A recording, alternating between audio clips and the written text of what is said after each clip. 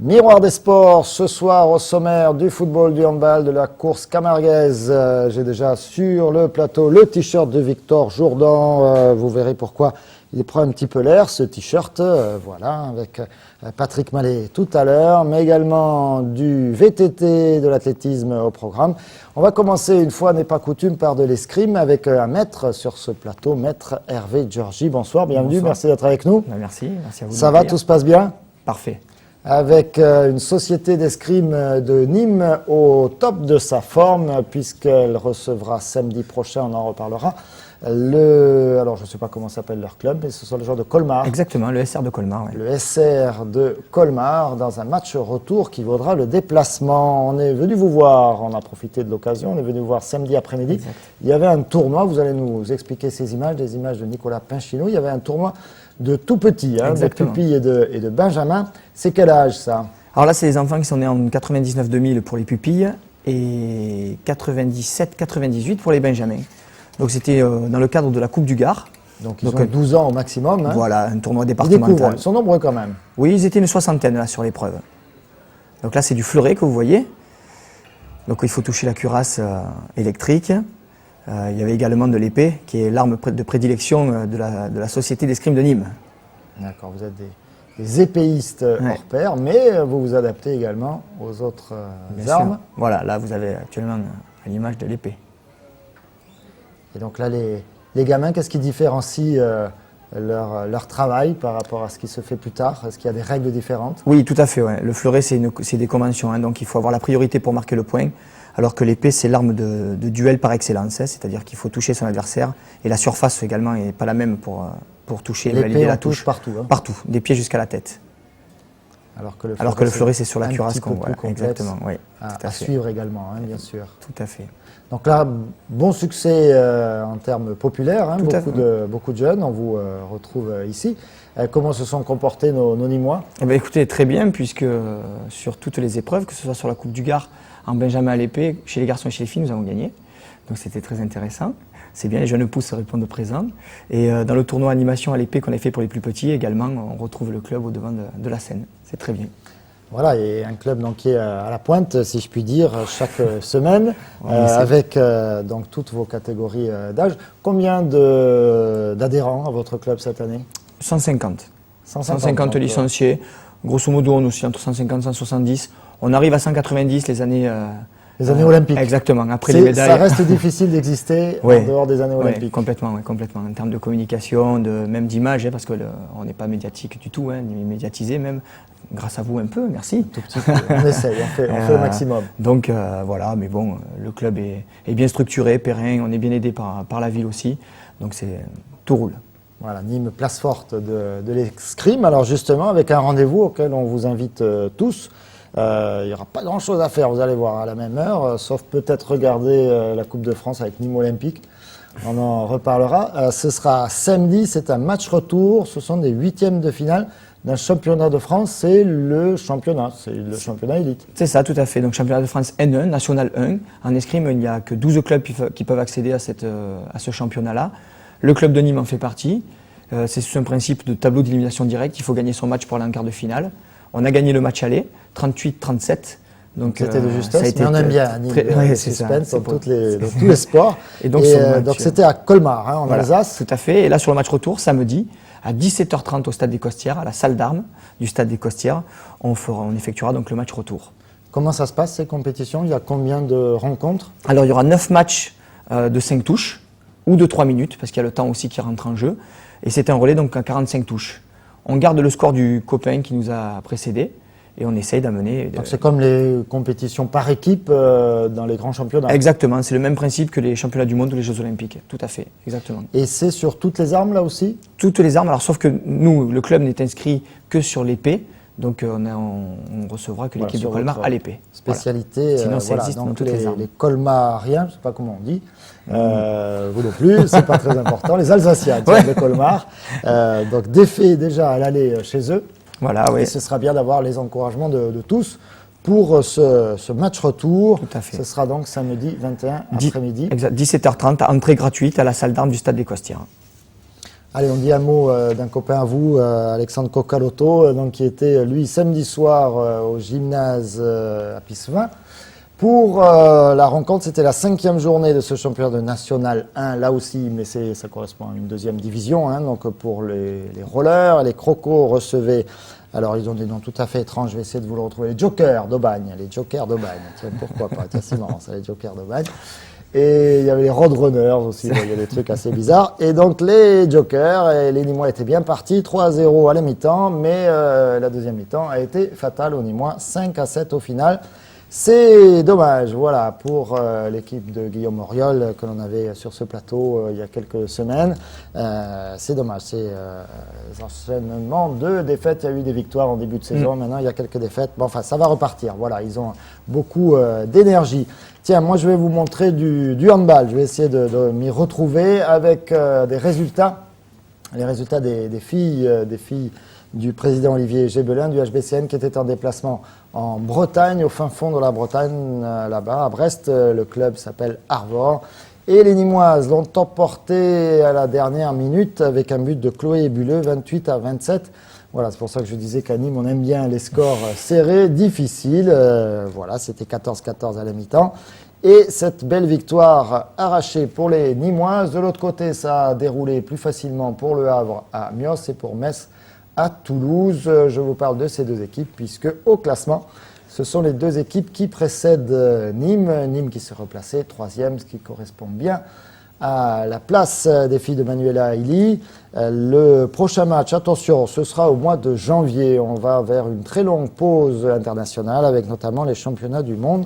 Les mondiaux en Chine du 5 décembre au 20 décembre. Préparation, ça y est, ça a commencé cette semaine avec des matchs amicaux. Retour en janvier avec les matchs retour. C'était la fin des matchs allés. Et puis la Coupe de France également en janvier. Autre tableau, ceux de la D2, Bouillargues. En balle, pas de miracle pour les Bouillarguaises. Du Senal, Bouillargues, 9e journée, défaite à Mérignac. Mérignac, une des équipes du haut de tableau. On va voir ça au classement. Donc Mérignac, c'est dans la première partie du classement. Bouillargues dans la deuxième partie. Ça va s'afficher dans un instant. Bouillargues est 13e avec 13 points. Attention, la prochaine rencontre de Bouillargues, ce sera un déplacement chez le 14e, Celles-sur-Belle. Voilà, 9 points, Celles-sur-Belle qui n'a pas gagné un match encore cette saison. Voilà pour Bouillargues. Ce prochain match, ce sera le 5 décembre. Ce sera la 10e journée. On enchaîne avec les garçons, la réserve en National 2 pendant que les grands faisaient la pause. La réserve jouait un match important face à Istres. Là aussi, c'était la 9e journée. L'occasion pour Nicolas Pinchino d'aller à la rencontre des jeunes Nîmois. Cette réserve est constituée de beaucoup des jeunes pousses de l'USAM. Pour cette 9e journée de championnat de National 2, l'équipe réserve de l'USAM recevait Istres dans un derby entre deux équipes de centre de formation. Avant cette rencontre, les jeunes joueurs de Jérôme Chauvet étaient premiers ex-aequo avec Fréjus. Mais samedi soir, les Phocéens ont été plus forts.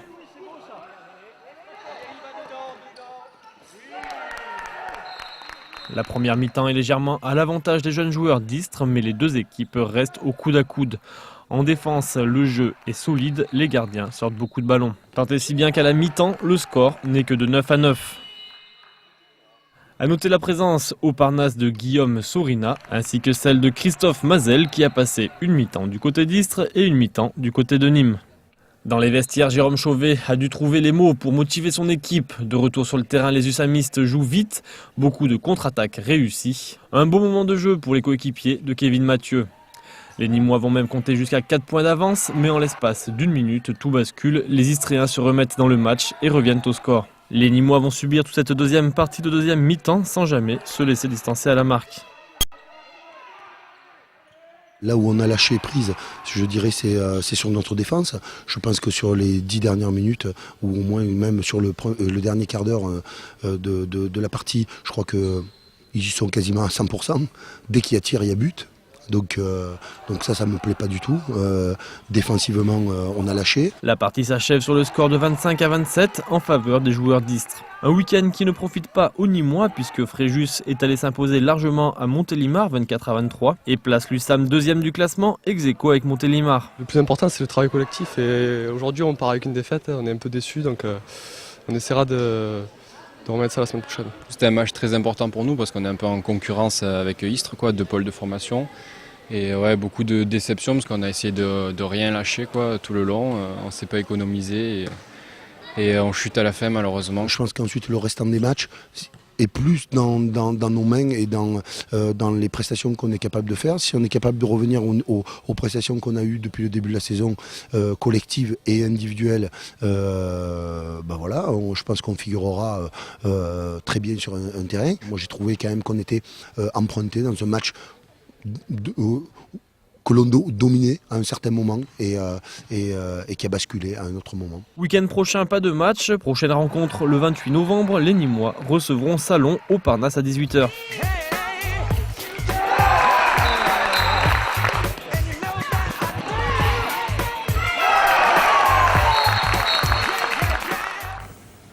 On essaiera d'y retourner. On leur a pas porté chance aux USAMistes, la deuxième équipe. L'équipe première, elle, faisait la pause. Il y avait des Coupes d'Europe ce week-end. Ce sera la 9e journée. Bientôt, prochain match le 21 novembre avec le déplacement à Ivry. Ivry qui est 7e, l'USAM qui est à la 9e place, je vous le rappelle. Et puis ensuite, le 27 novembre, ce sera au Parnasse avec la réception de Tremblay. Tremblay 6e, voilà, ce serait l'occasion de recoller à la tête du classement. À la tête, ce sera compliqué, mais enfin, un petit peu plus haut dans le classement pour l'USAM. Cette équipe de réserve de l'USAM, c'est la formation à la nîmoise. On a vraiment l'impression que ce soit en handball féminin, que ce soit en handball masculin. Chez vous, l'escrime, que cette terre ici, c'est pas forcément une terre flamboyante. On n'est pas forcément au top du top du top, on n'est pas le Real Madrid, mais il y a beaucoup de ce travail de formation. Ouais, mais je pense sincèrement que dans tous les clubs, c'est l'essence même, c'est la pyramide qui nous amènera à la base. De toute façon, on est obligé de se renforcer au travers de cette formation-là, qui permet de faire exister toujours le club au plus haut niveau, que ce soit dans toutes les activités. C'est essentiel. La manne financière, on l'a peut-être pas suffisamment pour être un grand club prestigieux. Donc, la formation est d'autant plus importante et on voit que les résultats sont présents aussi. Donc, il y a de la qualité dans le travail qui est effectué. Vous le disiez tout à l'heure, le club de Nîmes en escrime est souvent bien placé, mais après, quand on arrive aux demi-finales, même quart de finale, on bute sur les armadas parisiennes souvent. Oui, complètement. De toute façon, sur les 12 clubs qui sont présents en National 1 pour le championnat de France épée escrime, il y a 9 clubs qui sont parisiens ou de la banlieue parisienne, sachant que les plus grosses structures... Et dans lesquelles font partie les champions, les grands champions que l'on retrouve après aux mondiaux, aux Jeux Olympiques. Complètement. L'équipe, si nous avons la chance de passer, ce que je souhaite, on rencontrera le club de Levallois, ou pas moins que 2 champions du monde, puisque l'équipe de France épée est championne du monde, ou pas moins de 2 titulaires seront présents dans cette équipe-là. Ce sera sympa. Mais oui, bien sûr. Voilà, vous vous régalez, vous voyez du pays, et en plus vous plaisir. rencontrez de beaux adversaires, des vrais champions. Voilà, vous en aviez eu des champions d'ailleurs. Ici, c'était en épée, il y a quelques semaines. Aussi, oui. Ils ont préparé le championnat du monde ici. Voilà. Tout à fait. On était allé à la rencontre exacte. À la rentrée. Allez, merci encore merci Hervé Georgy, maître merci Hervé Georgy, d'être venu jusqu'à nous ce soir. On va marquer une première pause. On se retrouve pour parler notamment en football et puis également vétathlon. Vous allez découvrir ce que c'est que le vétathlon. À tout de suite.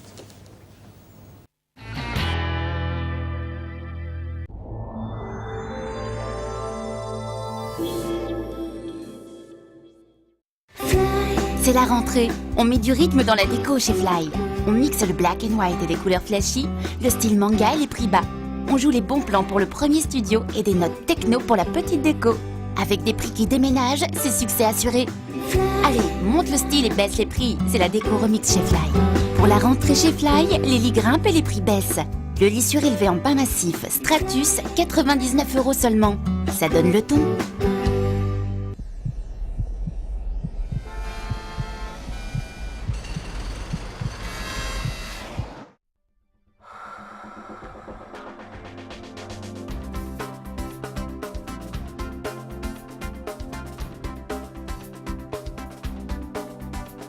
Avec les aménagements Arène, Esplanade, Feuchères, le bus en site propre.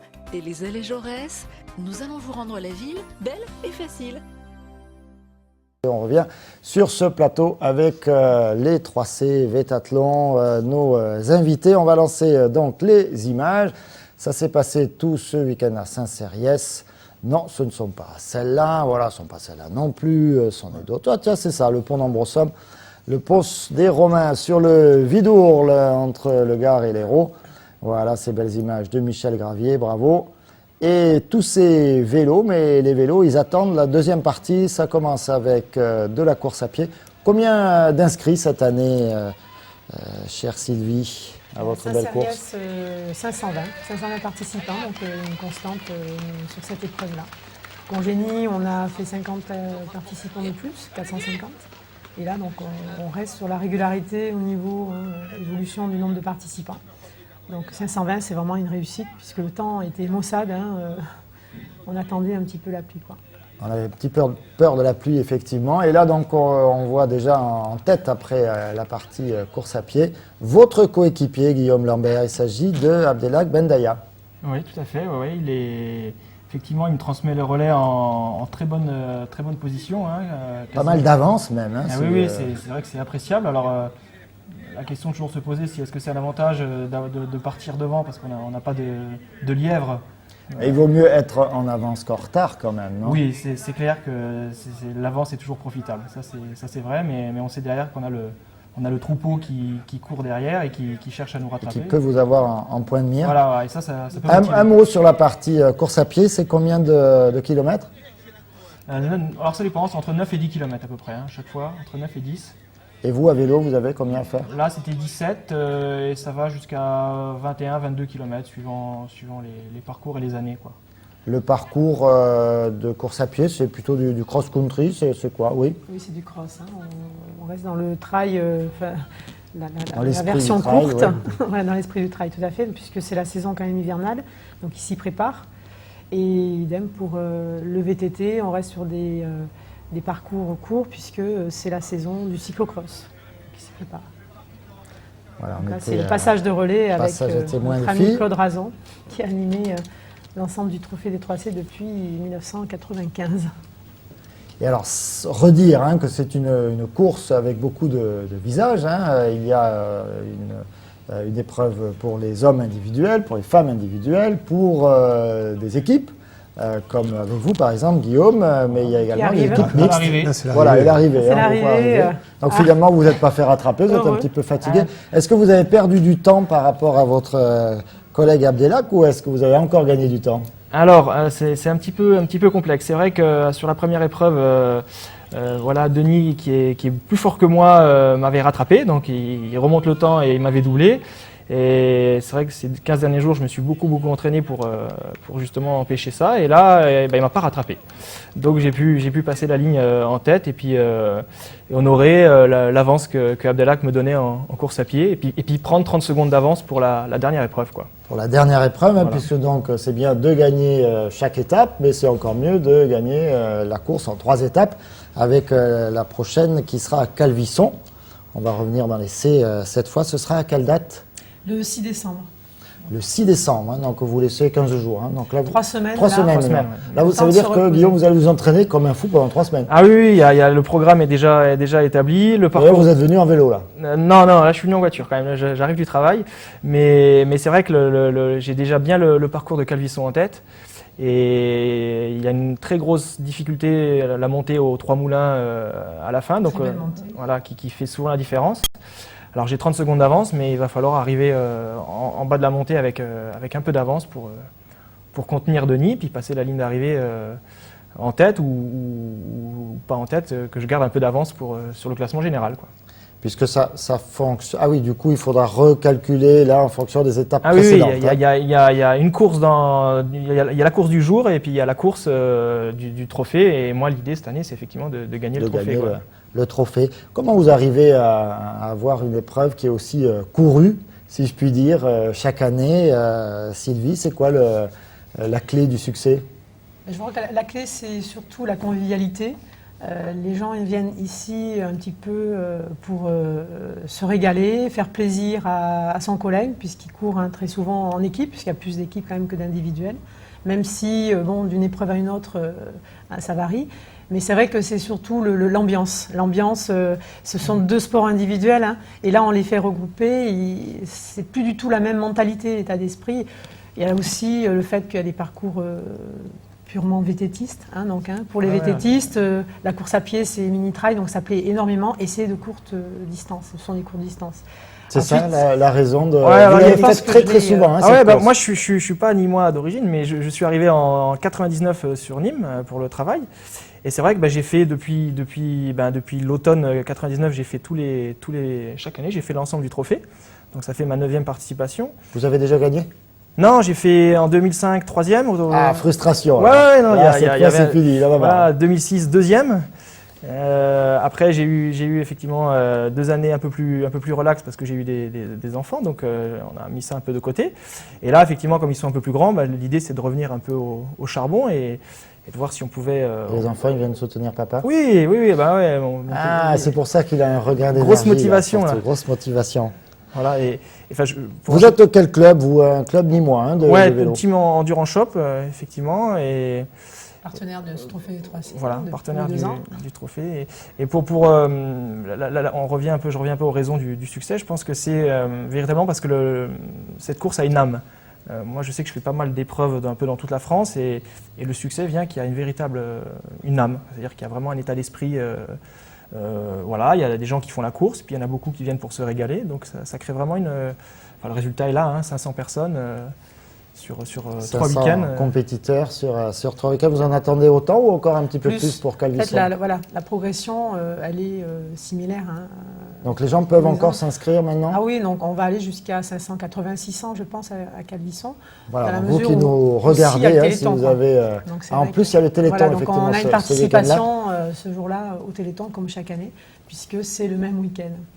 Mais c'est vrai qu'on en revient à la convivialité, nous ça nous fait plaisir. On est passionnés de vélo et ce qui nous fait avancer et continuer, c'est surtout le nombre de participants, toujours constant, et surtout des participants comme Guillaume, qui sont là depuis plus de 10 ans, et c'est ça qui nous fait et Michel Gravier, donc là il a filmé, mais il réfléchit peut-être à faire la course le 5 ou le 6. Ah, il l'a fait, puisqu'on le voit courir de bout en bout. Oui, parce qu'en fait, il court pour filmer les gens au début, et ensuite il court pour les avoir à l'arrivée, donc en fait il court 2 fois plus vite. Il faudrait un peu revenir aussi sur en fait, cette épreuve, c'est un peu le couronnement de la saison pour le club de Calvisson, qui a fait une très très belle saison avec son équipe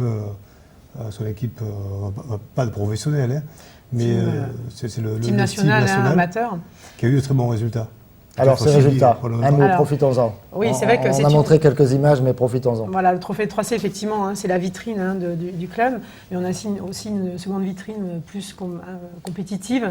C'est le team national, qui est représenté essentiellement par Marc Collomb. C'est lui qui attire tous nos coureurs de la région. Donc c'est vrai qu'il a fait une très belle saison en première année élite. Il a été 3e en Coupe de France VTT au niveau élite. Il a remporté une manche de Coupe de France à Pernay-Fontaine en XEC.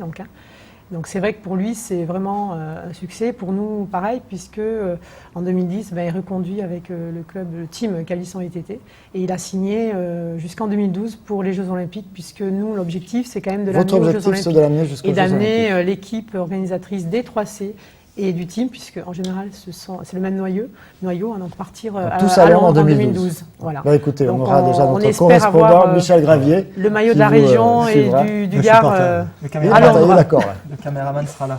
Voilà, il sera là. Bon, okay, on verra pour les accrèdes. Michel Gravier, c'est pas gagné, c'est compliqué, les JO, mais bon, on va faire le maximum.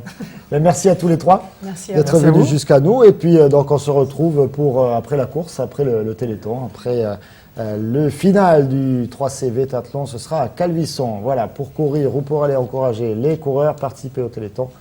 Notez sur votre calepin, votre agenda, sur ce que vous voulez, un post-it, enfin bref, votre téléphone, votre pardon, faut pas citer de marque.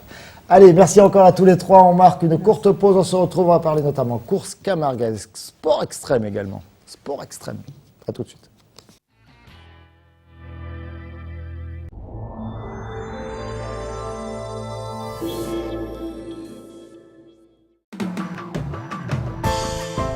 CDE. Confort, développement, énergie. Pompe à chaleur, solaire, photovoltaïque. Votre installateur privilégié CDE vous prend en charge de l'étude à la réalisation de votre projet. Pour tout besoin en solaire, pompe à chaleur ou photovoltaïque, contactez-nous pour une étude gratuite et personnalisée. CDE, c'est au 1325 avenue Maréchal Juin à Nîmes. Entre l'économie d'énergie, le crédit d'impôt, la TVA à 5,5 et nos études gratuites, n'hésitez plus. Du 7 au 17 octobre, la CCI de Nîmes organise le grand jeu Commerce en Fête. Gagnez une 107 Peugeot et plein d'autres cadeaux. Pour plus d'infos, www.commerceenfête-30.com.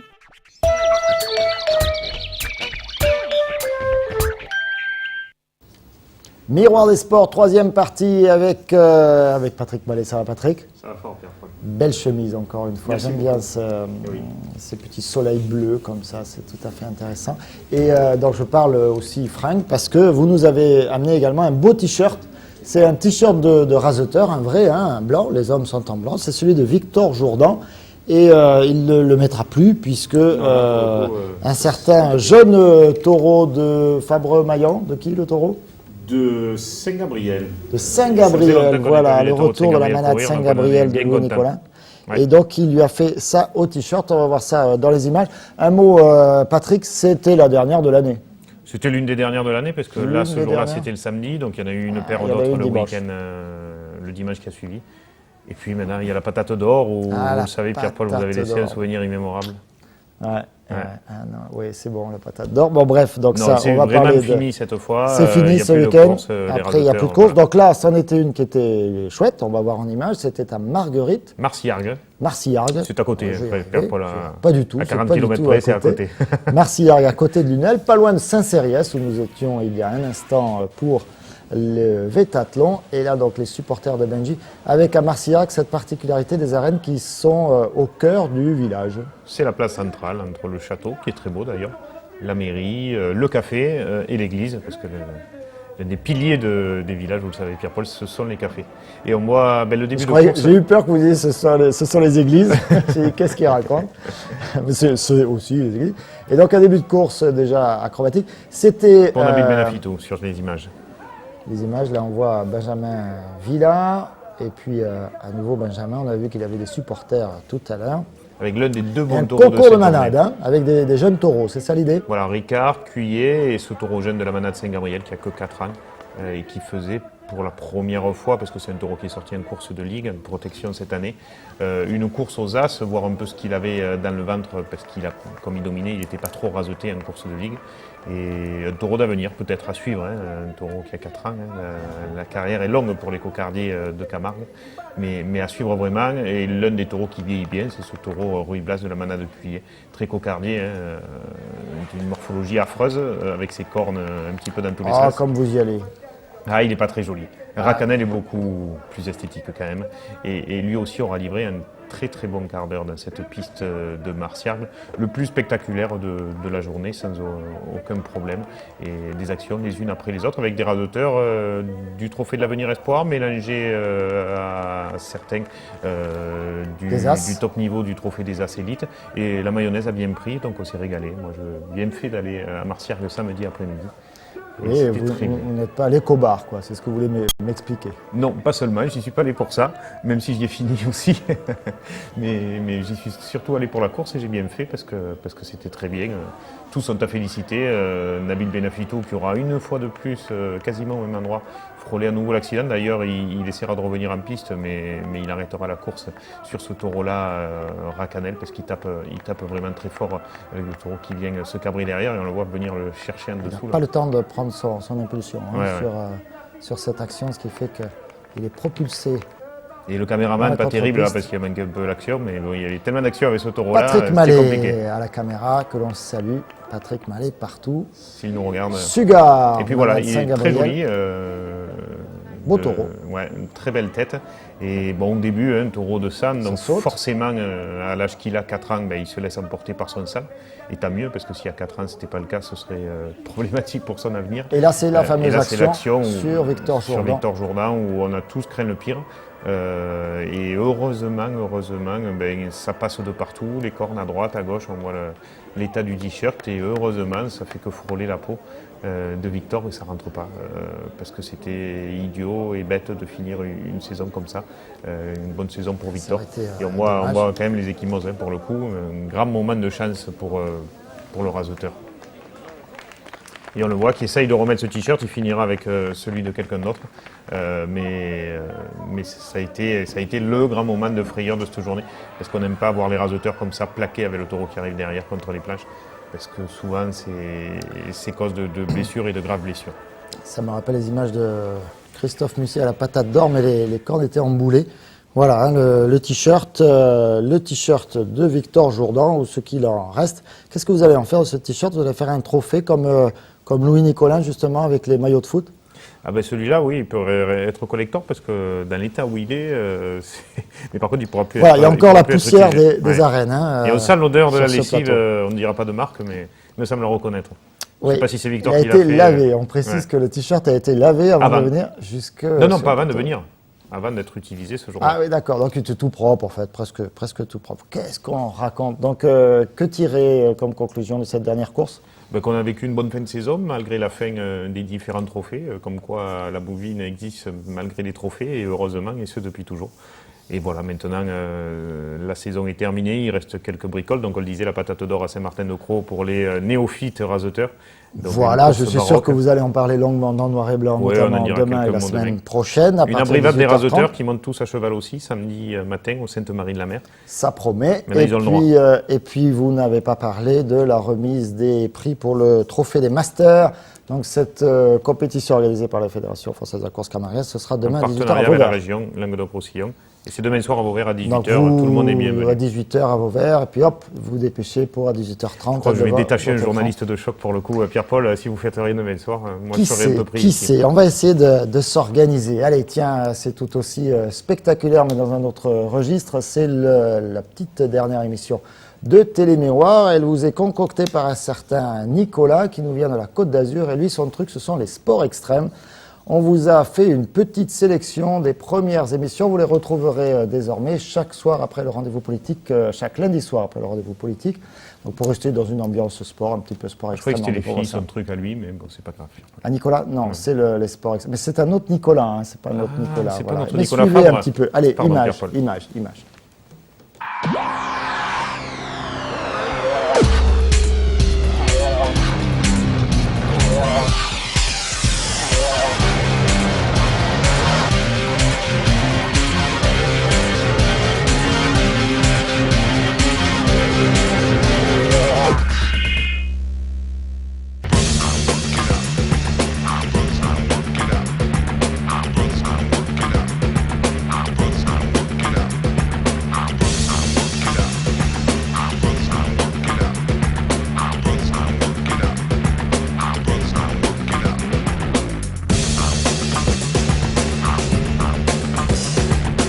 Bienvenue dans Scotch l'émission.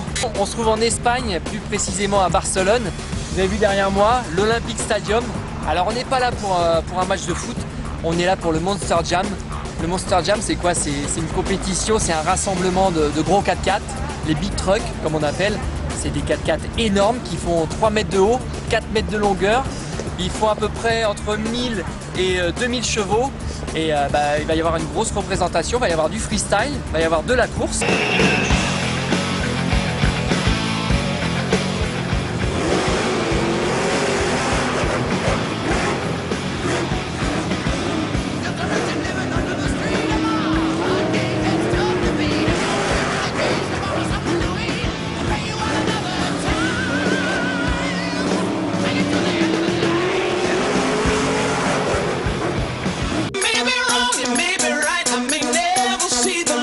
You can never take away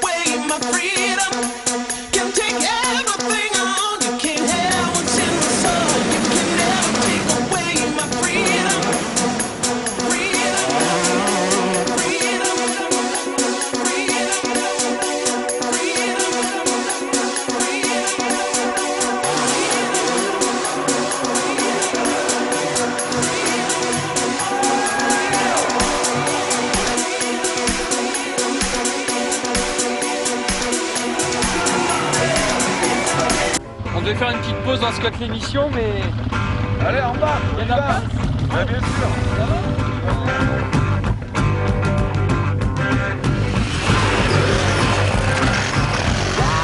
Josephine, ride on.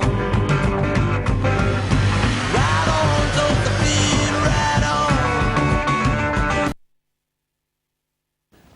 Voilà, et vous retrouverez donc Nicolas que vous venez de découvrir dans ce premier épisode. Ce sera tout à l'heure, donc vers 20h, 20h et quelques. Il fait du quad dans les Alpes de Haute-Provence. Sympa, il a un beau boulot lui.